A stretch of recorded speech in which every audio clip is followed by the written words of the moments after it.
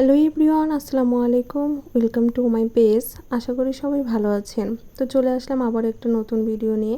আর আজকের ভিডিওটা হলো আমি আমার বাড়ির পাশে একটা আঙ্গিনায় সুন্দর করে পরিষ্কার করে নিয়েছি আর বেশ কিছু গাছ লাগাবো। তো এখানে অনেকগুলো গাছ লাগানো ছিলই। এটা হলো ঢ্যাঁড়স গাছ, আর ঢ্যাঁড়স গাছটাও অনেক বড় ছিল।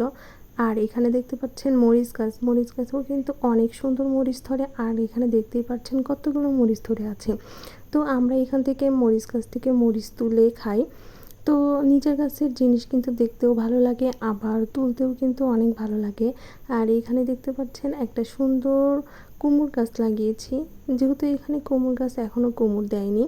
আর এখানে জাংলা দিয়ে একটা ধুন্দুল গাছ লাগিয়েছি, এটাও কিন্তু মাশাআল্লাহ খুব সুন্দর হয়েছে দেখেন।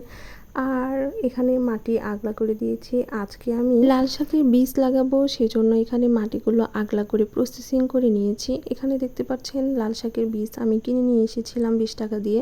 তো এটাই আজকে আমি লাগিয়ে দিব। দেখেন সুন্দর করে মাটিটা প্রসেসিং করে দিয়েছি। আর এখানে খুব সুন্দর একটা অ্যালোভেরা গাছটা হয়েছে দেখেন, গাছটা কিন্তু খুবই বড় হয়েছে মাশাআল্লাহ। তো এখন আমি সেই লাল শাকের বীজগুলো বুনে দিব আর অপেক্ষা করব কতদিন পরে এই বীজগুলো বের হয়। তো দেখেন কতগুলো দিয়েছি।